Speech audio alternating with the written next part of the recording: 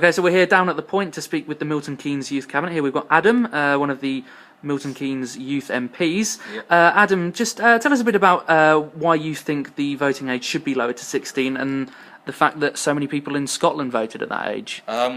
So I think it should be lowered because we kind of seen a political participation crisis, and it's kind of shown us in Scotland with 91.3% of 16 and 17-year-olds, they registered and voted in the Scottish referendum. It shows there's an interest of youngsters in kind of politics, and so it kind of gives us an example of how good the whole idea is of lowering the age to vote at 16. And we move on to Amber here, and you're one of the lone voices amongst this in that you don't think it should be lowered down to 16. How have you come to that conclusion?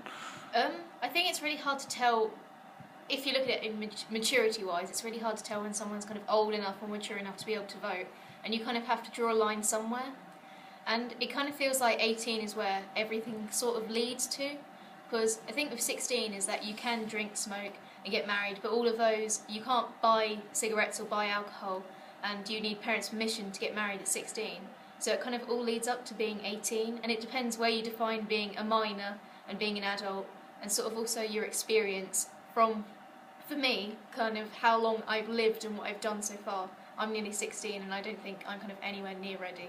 And then next to you we've got Kayla, who is in favour of this. Go into a bit about the reasons why you think it should be lowered to 16. Well, I think there's a lot of reasons, and all of them to do with the fact that at the age of 16 you can marry your MP, you can have kids with your MP, but you cannot vote for who your MP is. It's the whole concept of that there's so many different ages of adulthood and what is the actual age of adulthood, and if there's so much that you can do between the ages of 16 and 17, why can't you vote for the ages of these decisions? So at the age of 16 and 17 you're deciding whether or not you're going to go to university or things, and all of these decisions and all of the prices and stuff are influenced by kind of adults who obviously aren't young people. So if these decisions are being made for us, we should have a say in kind of the decisions that are being made.